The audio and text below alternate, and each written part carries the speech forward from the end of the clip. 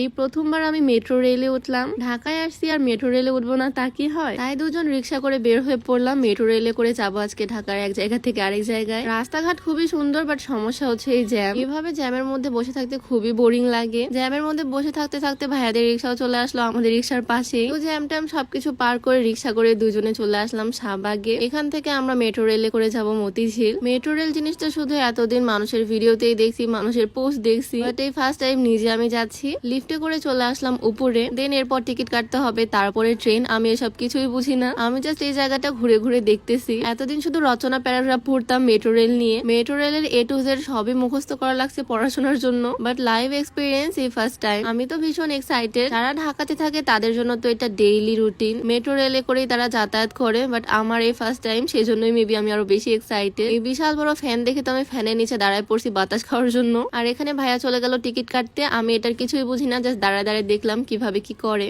আর এখানে টিকিট এসে এসে জমা হচ্ছে, এখান থেকে টিকিট নিতে হচ্ছে। আমরা চারজনের জন্য 4টা টিকিট এখানে বের হয়ে গেছে। আর এখন এই টিকিট গুলো নিয়ে আমরা যাচ্ছি সামনের দিকে, আমরা যাব মতিঝিল। টিকিটটা এখানে টাচ করিয়ে দেন চলে গেলাম সামনে। এই টিকিটটা নিয়ে এখন যাচ্ছি স্টেশনের দিকে, এক্সিলেটরে করে চলে যাচ্ছি উপরে। আর এই জায়গাতে না সবকিছু একদম নিট। স্টেশনে আসতেই দেখে একটা ট্রেন একদম ধাপ করে চলে গেল। আর এই ট্রেনের পরপরই চলে আসলো আমাদের ট্রেনটা। মানুষজন আগে বের হলো, তারপর আমরাও চলে আসলাম ট্রেনের ভিতরে। এই ট্রেনের স্পিড তো প্রচুর, একদম ঝড়ের গতিতে যাচ্ছে। ডিরেকশন, নেক্সট স্টেশন সবকিছু বলে দেওয়া হচ্ছে এখানে। আমি তো এখানে সিটি পাইনি, দাঁড়ায় আসছি। যাই হোক, খারাপ না, জার্নি করতে বেশ ভালোই লাগতেছে। মেট্রো রেলে কয়েক মিনিটের মধ্যে এক স্টেশন থেকে আরেক স্টেশনে চলে যাচ্ছে। জানালা দিয়ে জাস্ট আমি বাহিরের দৃশ্যগুলো দেখতেছি। এতদিন শুধু ফোনেই দেখতাম, পড়তাম বইয়ে, বাট এখন আমি একদম নিজেই চলে আসছি মেট্রো রেলে। আর এখানে না সবাই খুব সুন্দর রুলস রেগুলেশনস মেনে সবকিছু করতেছে, মনে হচ্ছে একদম বিদেশ। আমাদের দেশেও আসলে অনেক ডেভেলপ হচ্ছে। আমি যে কয়েক ট্রেনে ছিলাম জাস্ট বাহিরে দেখতেই আমি বিজি। আর আমি যা বুঝলাম ঢাকার মানুষদের জন্য মেট্রো রেলটা অনেক সুবিধা করছে। সবাই সবার প্রয়োজনে